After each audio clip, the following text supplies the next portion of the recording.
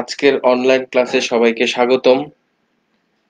তোমাদের সাথে আছি আমি Mohammad Nurul Haque Bhuiyan, junior instructor, Mymensingh polytechnic institute. শিক্ষার্থী বন্ধুরা, আজকে আমরা অধ্যায় 11 এর বাকি অংশ নিয়ে কথা বলবো। গত ক্লাসে আমরা অধ্যায় 11 শব্দ এবং শব্দের গতির প্রথম অংশ নিয়ে কথা বলেছিলাম। তো চলো প্রথমে আমরা দেখে নিই যে আজকের আমাদের কি কি বিষয়গুলা আলোচনা রয়েছে। আজকে আমরা আলোচনা করব বিভিন্ন তলে শব্দের শোষণ, প্রতিফলন ও প্রতিসরণ, প্রতিধ্বনির বিভিন্ন ব্যবহারিক প্রয়োগ এবং শব্দের বেগের উপর বিভিন্ন নিয়ামকের প্রভাব এবং কিছু গাণিতিক সমস্যা নিয়ে তোমাদের সাথে আজকে আলোচনা করব। তো চলো প্রথমে আমরা আলোচনা করি শব্দের শোষণ কি। শব্দের শোষণ হচ্ছে কোনো উৎস থেকে শব্দ উৎপন্ন হয়ে বিভিন্ন স্থিতিস্থাপক মাধ্যমের মধ্য দিয়ে গমন করার সময় কিছু শব্দের শক্তি মাধ্যম কর্তৃক শোষিত হয়, একই শব্দের শোষণ বলে। তোমরা একটা চিত্র দেখতে পাচ্ছ স্ক্রিনে, শব্দের শোষণ কিভাবে হয় সেটা দেখানো হচ্ছে। মাধ্যম কর্তৃক শব্দের যে শক্তি কিছুটা শোষিত হয়, একই শব্দের শোষণ বলে। তোমরা আরেকটা চিত্র দেখতে পাচ্ছ। শব্দের শোষণ বিভিন্ন তলে বিভিন্নভাবে হয়। শব্দের শোষণ তলের মসৃণতার উপর মূলত নির্ভর করে।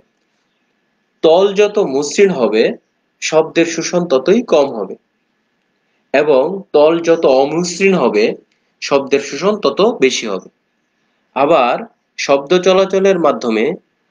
চলাচলের মাধ্যম যদি নরম এবং কোমল হয় তাহলে সেখানেও শব্দের শোষণ ঘটে থাকে। তো চলো আমরা এবার দেখি শব্দের প্রতিসরণ কি। ভিন্ন ভিন্ন ঘনত্বের কোনো মাধ্যমে শব্দ তরঙ্গ সঞ্চালনের সময় মাধ্যমের দুই বিভেদ তলে শব্দ তরঙ্গের গতিপথের যে পরিবর্তন হয় তাকে আমরা বলি শব্দের প্রতিসরণ। তোমরা স্ক্রিনে দুইটা চিত্র দেখতে পাচ্ছ যে মাধ্যমের ঘনত্বের পার্থক্যের জন্য শব্দের সঞ্চালনের সময় শব্দের গতিপথের পরিবর্তন ঘটে, একেই আমরা বলি শব্দের প্রতিসরণ। শব্দের গতি ঠান্ডা বাতাসের চেয়ে উষ্ণ বাতাসে অপেক্ষাকৃত বেশি। এটা একটা উদাহরণ হিসেবে আমরা বলতে পারি যে দিনের বেলায় ভূনিকটবর্তী বায়ু উপরের বায়ু থেকে উষ্ণ থাকে বা গরম থাকে, ফলে দিনের বেলায় সৃষ্ট শব্দ নিচে নেমে প্রতিসরিত হয়ে আবার উপরে উঠে যায়, কারণ উপরের বায়ুটা উষ্ণ থাকে। এজন্যই দিনের বেলায় দূরের শব্দ কম শোনা যায়। আবার রাতের বেলা ভূনিকটবর্তী বায়ু উপরের বায়ু থেকে ঠান্ডা থাকে, ফলে রাতের বেলায় সৃষ্ট শব্দ উপরে উঠে প্রতিসরিত হয়ে সেই শব্দ আবার নিচে নেমে আসে, এবং অনেক দূরের শ্রোতাও তা সহজেই শুনতে পায়। এজন্য রাতের বেলা দিনের বেলার চেয়েও দূরের শব্দ একটু বেশি শোনা যায়। এটা শব্দের প্রতিসরণের জন্য এরকম হয়। চলো এবার আমরা দেখি শব্দের প্রতিফলন কি। কোনো উৎস থেকে শব্দ উৎপন্ন হয়ে স্থিতিস্থাপকের মাধ্যমের মধ্য দিয়ে গমন করার সময় কোনো স্থানে যদি বাধা পায় তাহলে শব্দ তার দিক পরিবর্তন করে উৎসের কাছে বা অন্য কোনো দিকে ফিরে যায়, একে আমরা বলি শব্দের প্রতিফলন বা সাউন্ড রিফ্লেকশন। খেয়াল করো, এখানে চিত্রে দেখানো হচ্ছে যে শব্দের প্রতিফলন কিভাবে হচ্ছে। কোনো উৎস থেকে শব্দ উৎপন্ন হয়ে স্থিতিস্থাপক মাধ্যমের মধ্য দিয়ে শব্দ যখন গমন করে তখন কোন স্থানে শব্দ বাধা পেয়ে তার দিক পরিবর্তন করে হয় উৎসের দিকে যায় অথবা অন্য কোনো দিকে ফিরে যায়, একেই আমরা বলি শব্দের প্রতিফলন। তো আমরা শব্দের শোষণ, শব্দের প্রতিসরণ এবং শব্দের প্রতিফলন কি সেটা বোঝার চেষ্টা করলাম। এখন আমরা দেখব প্রতিধ্বনি কি। প্রতিধ্বনি বা ইকো, উৎস থেকে শব্দ উৎপন্ন হয়ে কোনো প্রতিফলক পৃষ্ঠে বাধা পেয়ে পুনরায় উৎসের কাছে যদি শব্দটা ফিরে যায় তাহলে সেটাকে আমরা বলি প্রতিধ্বনি বা ইকো। তোমরা চিত্রে দেখতে পাচ্ছ যে শব্দ কিভাবে প্রতিধ্বনি হয়। গভীর কুয়ার নিচের দিকে মুখ করে যদি জোরে চিৎকার করো, অথবা খোলা মাঠে যদি জোরে চিৎকার করো, পাহাড়ে দালানের কাছে গিয়ে, তাহলে প্রতিধ্বনি শোনা যায়। এটা তোমরা নিজেরা হয়তো অনেক সময় খেয়াল করছো যে প্রতিধ্বনি, অর্থাৎ মূল শব্দটা কোনো পৃষ্ঠে বাধা পেয়ে আবার উৎসের কানে ফিরে আসে।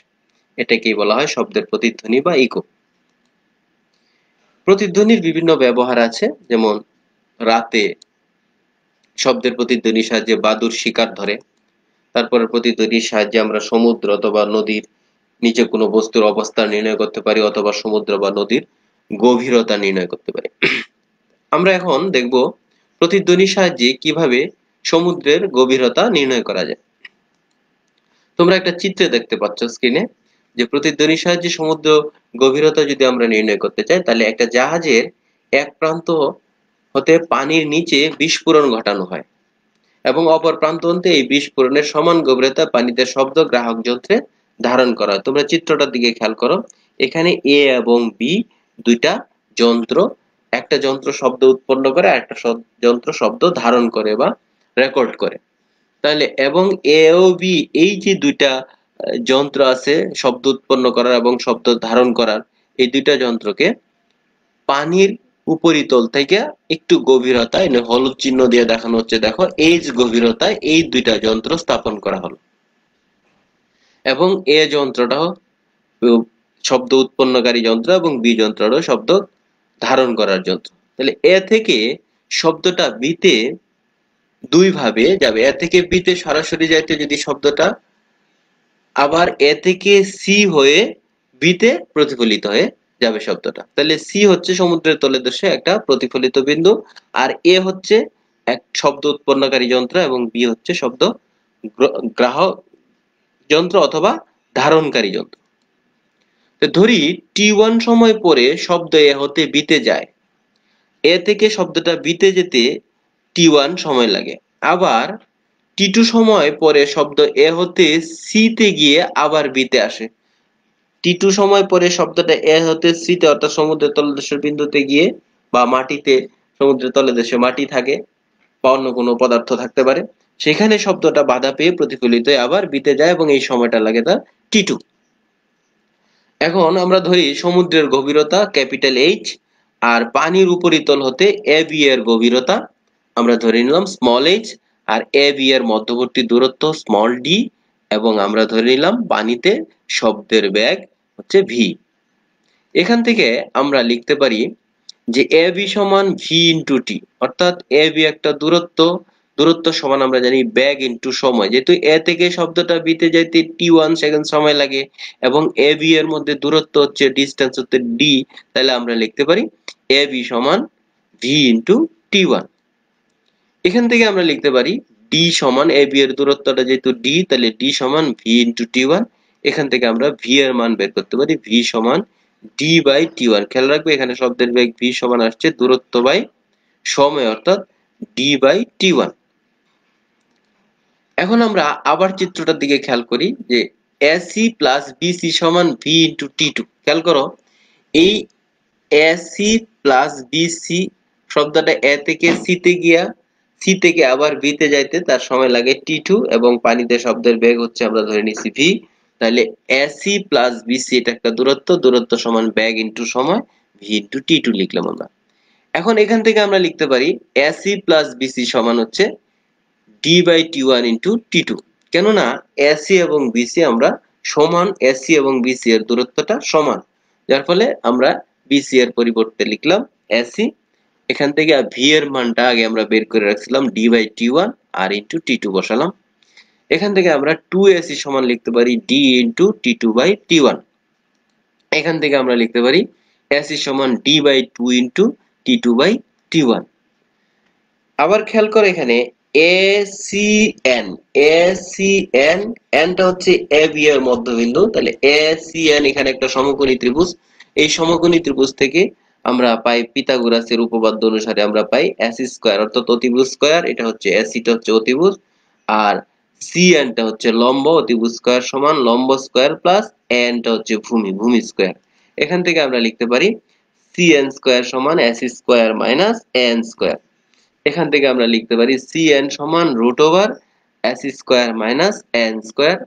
এখন আমরা যদি এই AC এবং AN এর মানগুলা বসাই, খেয়াল করো AC এর মান এখানে আমরা বের করে রাখছি d by 2 into t2 by t1 whole square, minus আমরা আগের পেজে an এর মান an সমান হচ্ছে d/2। আমাদের দেখো an টা হচ্ছে টোটাল ab দূরত্বটা হচ্ছে d, আর তাহলে an টা হচ্ছে ab এর অর্ধেক, তাহলে an সমান হচ্ছে d/2, এটা হোল স্কয়ার লিখলাম আমরা।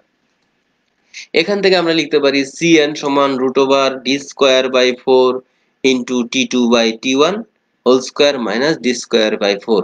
এখন এই দুইটা সমীকরণটা থেকে এই d²/4 যদি দুইটা টার্ম থেকে কমন নিই আমরা, এবং এটা যদি √ বাইরে নিয়ে আসি, তাহলে আমাদের হবে d/2 into √t2/t1 whole square minus 1।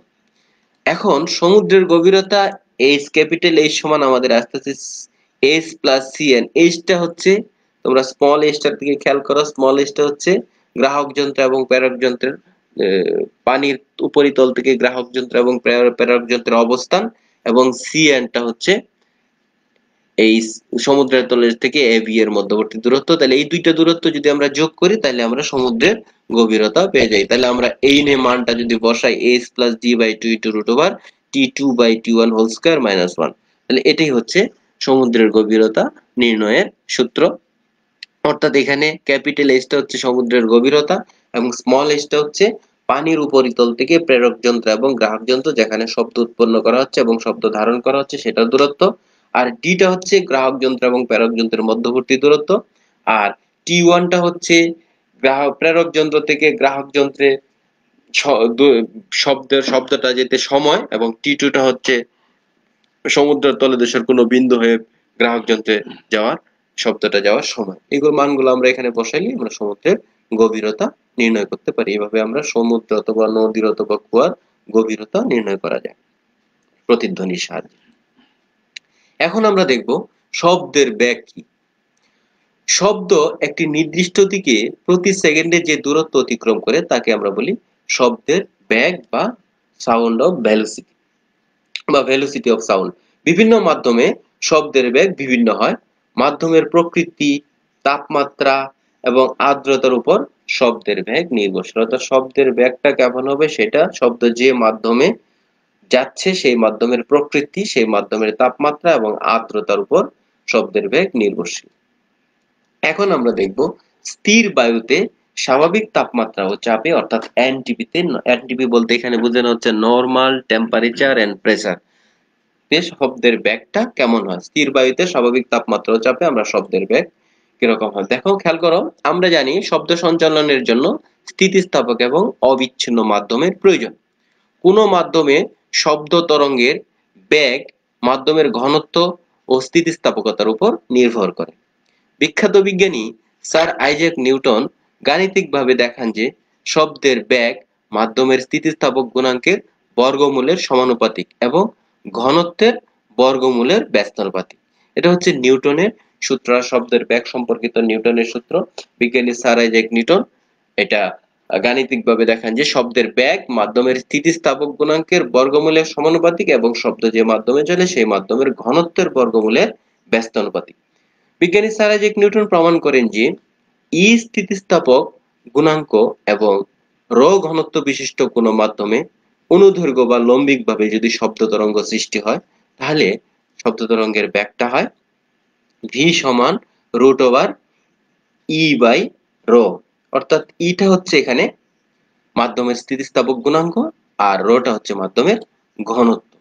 তাহলে যেহেতু মাধ্যমের স্থিতিস্থাপক গুণাঙ্ক এবং মাধ্যমের ঘনত্ব প্রত্যেক মাধ্যমের জন্য আলাদা আলাদা বা ভিন্ন ভিন্ন, সেহেতু শব্দের বেগও বিভিন্ন মাধ্যমে বিভিন্ন হয়। এখন আমরা দেখব যে তরল অথবা বায়বীয় মাধ্যমে শব্দ তরঙ্গ সঞ্চালনের দরুন মাধ্যমের আয়তনের পরিবর্তন ঘটে, এবং সেক্ষেত্রে মাধ্যমের স্থিতিস্থাপক গুণাঙ্ক ই কে আয়তনের স্থিতিস্থাপক গুণাঙ্ক কে দ্বারা যদি আমরা নির্দেশ করি, তাহলে তরল বা বায়বীয় মাধ্যমে শব্দের বেগের সমীকরণটা হয় ভি সমান √k/ρ। অর্থাৎ ই কে যদি আয়তনের স্থিতিস্থাপক গুণাঙ্ক, এখানে কেটা হচ্ছে আয়তনের স্থিতিস্থাপক গুণাঙ্ক, আর এটা ছিল আমাদের মাধ্যমের স্থিতিস্থাপক গুণাঙ্ক। তাহলে স্থির বায়ুতে শব্দের বেগ নির্ণয়ের ক্ষেত্রে নিউটন ধারণা করেন যে বায়ুর মধ্য দিয়ে শব্দ সঞ্চালনের সময় মাধ্যম অতীব ধীরে ধীরে সংকুচিত ও প্রসারিত হয়। যখন কোনো স্থির মাধ্যম বায়ু মাধ্যমের মধ্য দিয়ে বা গ্যাসীয় মাধ্যমের মধ্য দিয়ে শব্দ সঞ্চালিত হয়, তখন মাধ্যম অতি ধীরে ধীরে মাধ্যমের কণাগুলো সংকুচিত ও প্রসারিত হয়, ফলে মাধ্যমের তাপমাত্রার কোনো পরিবর্তন ঘটে না। আবার স্থির তাপমাত্রায় বায়বীয় পদার্থের আয়তনের স্থিতিস্থাপক গুণাঙ্ক উহার উপর প্রযুক্ত চাপের সমান। এটা যদি হয় তাহলে আমরা আয়তনের স্থিতিস্থাপক গুণাঙ্ক কে সমান লিখতে পারি প্রযুক্ত চাপ, অর্থাৎ মাধ্যমের চাপ, মাধ্যমের কণাগুলোর চাপ। সুতরাং গ্যাসীয় অথবা বায়বীয় মাধ্যমে তাহলে শব্দের বেগের সমীকরণটা দ্বারা ভি সমান root over P by rho. এখানে পিটা হচ্ছে মাধ্যমের কণাগুলির চাপ। এটাই হলো বায়বীয় বা গ্যাসীয় মাধ্যমে শব্দের বেগের ক্ষেত্রে নিউটনের সূত্র। এখন এই সূত্র হতে আমরা যদি স্বাভাবিক তাপমাত্রা ও চাপে অর্থাৎ এনটিপিতে বায়ুতে শব্দের বেগ নির্ণয় করতে পারি।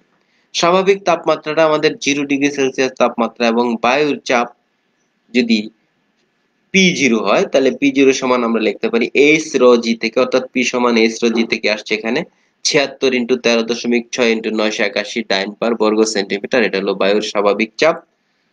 আর বায়ুর ঘনত্ব ρ0 সমান 0.001293 গ্রাম পার ঘন সেন্টিমিটার। আর যদি স্বাভাবিক তাপমাত্রা ও চাপে বায়ুতে শব্দের বেগ যদি আমরা V0 লিখি তাহলে এই সমীকরণটা থেকে অর্থাৎ V0 সমান আমরা লিখতে পারি, খেয়াল করো নিউটনের সূত্র অনুসারে V0 সমান রুট ওভার P0 বাই ρ0। এখানে আমরা যদি P0 এর মানটা বসাই অর্থাৎ চাপের মানটা বসাই, তো 76 × 13.6 × 981। এটা বিষয়টা কিভাবে আসছে তোমরা হয়তো জানো যে আমরা আগে উৎস্থিতিবিদ্যা চ্যাপ্টারে পড়েছিলাম যে চাপের রাশিমালায় চাপ P সমান H রো জি।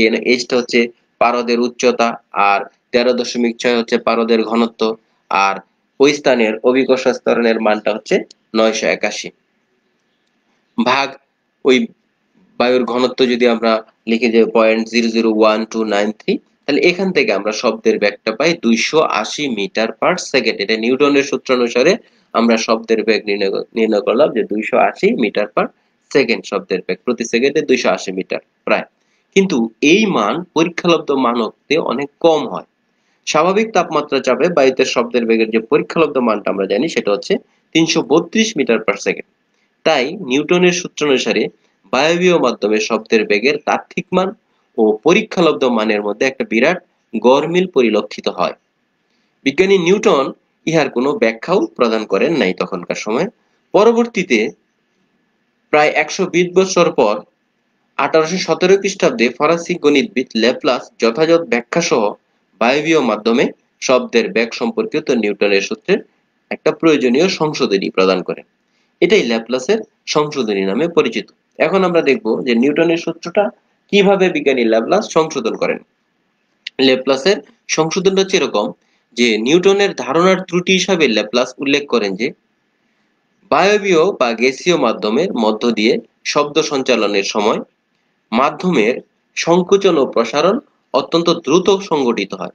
যেটা নিউটন বলছিল যে মাধ্যমের সংকোচন এবং প্রসারণ অত্যন্ত ধীর গতিতে ঘটে, কিন্তু ল্যাপ্লাস বলতেছে যে না, এই সংকোচন এবং প্রসারণটা অনেক দ্রুত সংঘটিত হয়, ফলে যেটা হয় মাধ্যমের তাপমাত্রার পরিবর্তন ঘটে। নিউটন বলছিল যে মাধ্যমের তাপমাত্রার পরিবর্তন ঘটে না, অর্থাৎ এটা সমউষ্ণ প্রক্রিয়া ঘটে, কিন্তু সেক্ষেত্রে মাধ্যমের চাপ ও আয়তনের পরিবর্তন রুদ্ধতাপীয় প্রক্রিয়া ঘটে। এটা বিজ্ঞানী ল্যাপ্লাস প্রমাণ করেন যে এই ক্ষেত্রে মাধ্যমের চাপ এবং আয়তনের পরিবর্তনটা রুদ্ধতাপীয় প্রক্রিয়ায় হয়, আর নিউটন বলছিল যেটা সমউষ্ণ প্রক্রিয়ায় হয়।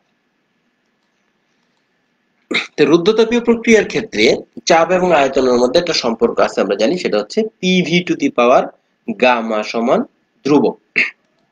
এখানে পিটা হচ্ছে গ্যাসের চাপ, ভিটা হচ্ছে গ্যাসের আয়তন, আর গামাটা হচ্ছে স্থির চাপে গ্যাসের আপেক্ষিক তাপ সিপি আর স্থির আয়তনে গ্যাসের আপেক্ষিক তাপ সিভি এর মধ্যে এটা একটা অনুপাত, এটা হচ্ছে গামা। এখন আমরা এই সমীকরণটাকে অর্থাৎ PV to the power gamma সমান ধ্রুবক এই সমীকরণটাকে যদি আমরা ভি এর সাপেক্ষে ডিফারেন্সিয়েশন করি তাহলে আমাদের কি দাঁড়ায় D by DV into PV to the power gamma সমান 0।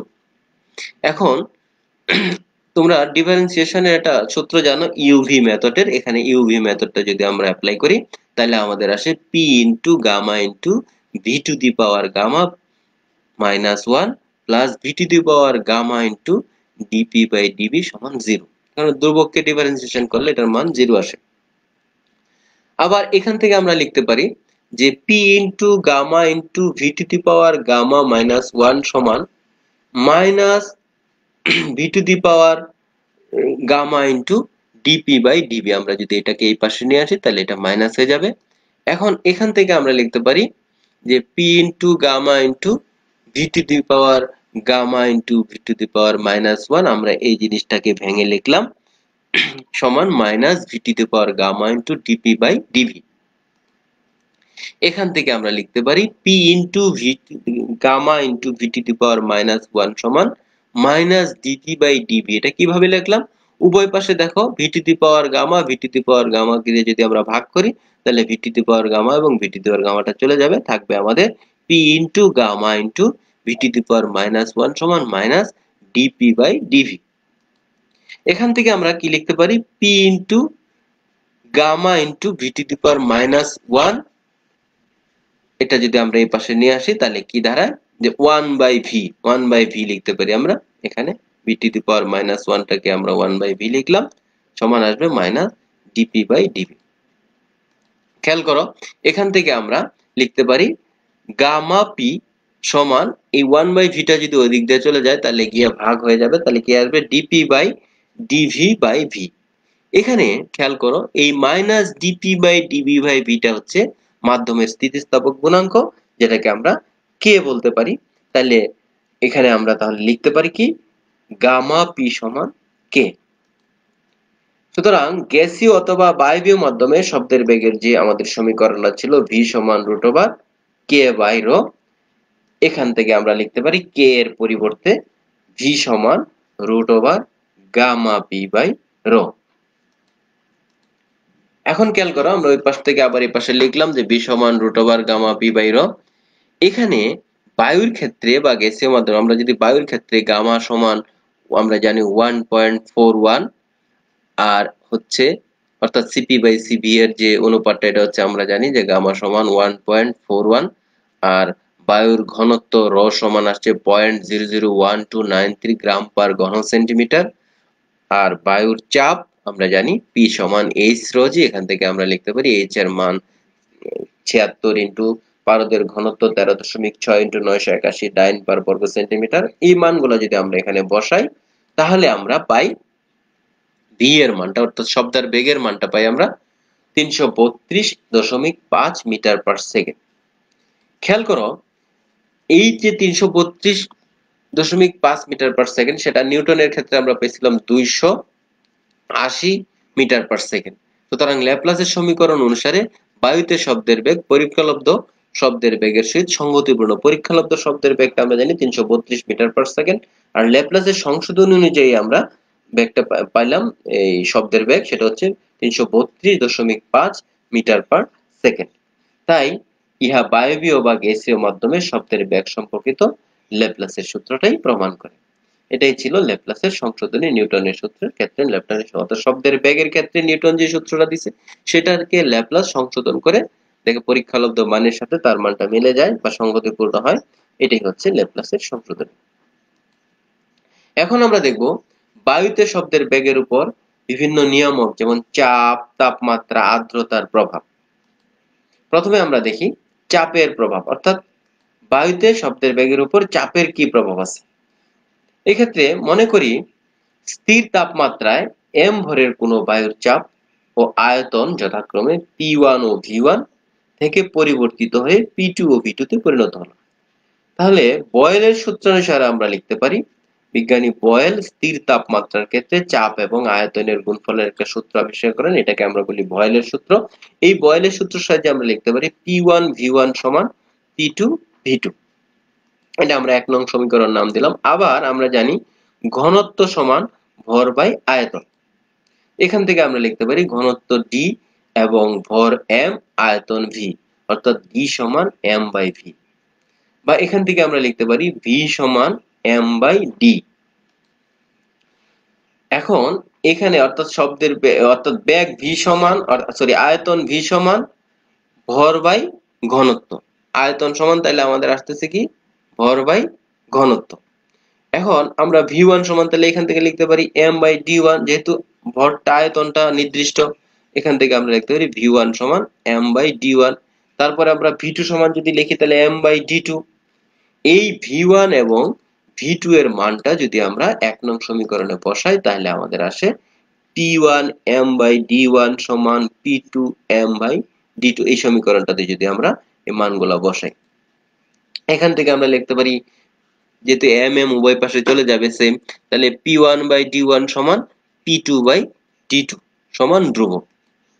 তাহলে আমরা কি সিদ্ধান্ত নিতে পারি, যেহেতু p/d অনুপাতটি সবসময় স্থির থাকবে, পরের টার্মটা আসবে p3/d3 সমান, পরে আসবে p4/d4 সমান, সবসময় ধ্রুবক আসবে। তাই আমরা তাপমাত্রা স্থির রেখে চাপের পরিবর্তনে বায়ুতে শব্দের বেগের কোনো পরিবর্তন পরিলক্ষিত হয় না, অর্থাৎ স্থির তাপমাত্রায় শব্দের বেগের উপর চাপের কোনো বা প্রেসারের কোনো প্রভাব নাই। তাহলে আমরা চাপের প্রভাবটা দেখলাম। এখন আমরা দেখব তাপমাত্রার প্রভাব। তাপমাত্রার পরিবর্তনে বায়ুর ঘনত্ব পরিবর্তিত হয় এবং সাথে সাথে শব্দের বেগও পরিবর্তিত হয়। বায়ুর তাপমাত্রা বৃদ্ধি পেলে ঘনত্ব হ্রাস পায় আমরা জানি, এবং শব্দের বেগও বৃদ্ধি পায়। আবার বায়ুর তাপমাত্রা হ্রাস পেলে ঘনত্ব বৃদ্ধি পায় এবং শব্দের বেগ কমে যায়। এখানে একটা চিত্র তোমরা দেখতে পাচ্ছ যে তাপমাত্রার সাথে ঘনত্বের একটা সম্পর্ক আছে, এবং এই তাপমাত্রা বাড়লে ঘনত্ব কমে যায় এবং তাপমাত্রা কমলে অণুগুলো ঠান্ডা হয়ে কাছে আসে, ফলে ঘনত্ব বেড়ে যায়। এই ক্ষেত্রে শব্দের বেগের একটা পরিবর্তন ঘটে। তা আমরা যদি এটা গাণিতিকভাবে দেখতে চাই তাহলে মনে করি 0°C তাপমাত্রায় ও T°C তাপমাত্রায় বায়ুর ঘনত্ব যথাক্রমে ρ0 এবং ρt, এবং বায়ু মাধ্যমে শব্দের বেগ যথাক্রমে v0 এবং vt। তাহলে ল্যাপ্লাসের যে সংশোধনী সূত্রটা আমরা পাইছিলাম সেখান থেকে আমরা লিখতে পারি v0 সমান √γp/ρ0 এবং vt সমান √γp/ρt। এই দুইটা সমীকরণকে যদি আমরা 2 নং সমীকরণকে যদি আমরা 1 নং দিয়ে ভাগ করি তাহলে আমরা পাই vt/v0 সমান √ρ0/ρt, অর্থাৎ এখানে γp চলে যাবে ভাগ করলে। এখান থেকে আমরা লিখতে পারি যে vt/v0 সমান √ρt into 1 plus alpha t/ρt, কারণ ρ0 সমান আমরা জানি ρt into 1 plus alpha t। এটা আমরা এখানে ρ0 এর পরিবর্তে বসালাম। এখন আমরা লিখতে পারি vt/v0 সমান √1 plus alpha t। এই আলফা এর মানটা হচ্ছে 1/273। এইখানে আলফা এর মানটা বসাই দিলাম, তাহলে আমাদের কি আসলো, vt/v0 সমান √1 plus t/273। এটা যদি আমরা লসাগু করি, 273 লসাগু, এখান থেকে আমরা লিখতে পারি vt/v0 সমান √273 plus small t/273। এখানে 273 plus small p টা হচ্ছে টি এবং টি0 হচ্ছে যথাক্রমে T°C এবং 0°C তাপমাত্রার সমতুল্য পরম তাপমাত্রা। আমরা জানি যে কেলভিন স্কেলের তাপমাত্রাটা 273 কেলভিন, এবং 273 এর সাথে যদি আমরা সেলসিয়াস স্কেলের তাপমাত্রাটা যোগ করি তাহলে আমরা পরম তাপমাত্রা পাই, আর 273 হচ্ছে পরম তাপমাত্রা। তাহলে এখান থেকে আমরা লিখতে পারি v সমানুপাতিক √t। অর্থাৎ কি সিদ্ধান্ত যাওয়া যায় আমাদের, যে বায়বীয় বা গ্যাসীয় মাধ্যমে শব্দের বেগ পরম তাপমাত্রার বর্গমূলের সমানুপাতিক, অর্থাৎ বায়ুর তাপমাত্রা যদি বাড়ে তাহলে শব্দের বেগ বৃদ্ধি পায় এবং বায়ুর তাপমাত্রা কমলে শব্দের বেগ হ্রাস পায়। এটাই হচ্ছে শব্দের বেগের উপর তাপমাত্রার প্রভাব। এখন আমরা দেখব শব্দের বেগের উপর হিউমিডিটি বা আর্দ্রতার প্রভাবটা কি। বায়ু আর্দ্র হলে বায়ুর ঘনত্বের একটা পরিবর্তন ঘটে। বায়ুতে জলীয় বাষ্পের পরিমাণ বৃদ্ধি পেলে এর ঘনত্বের পরিমাণও কমে যায়, ফলে শুষ্ক বায়ু অপেক্ষা আর্দ্র বায়ুতে শব্দের বেগ বেশি হয়।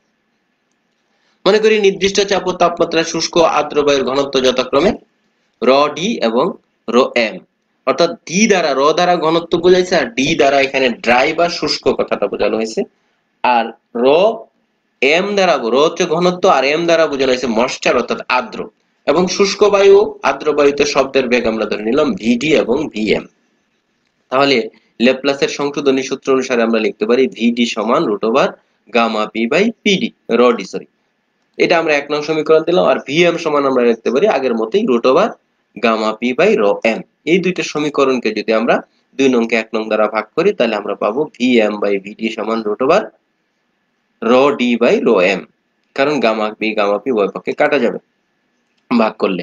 যেহেতু জলীয় বাষ্প বায়ু থেকে হালকা, তাই বায়ুতে জলীয় বাষ্পের পরিমাণ বেশি হওয়ার আর্দ্র বায়ু অর্থ হচ্ছে বায়ু আর্দ্র হয়ে যাওয়া, আর আর্দ্র বায়ু হলে বায়ুর ঘনত্ব হ্রাস পায়।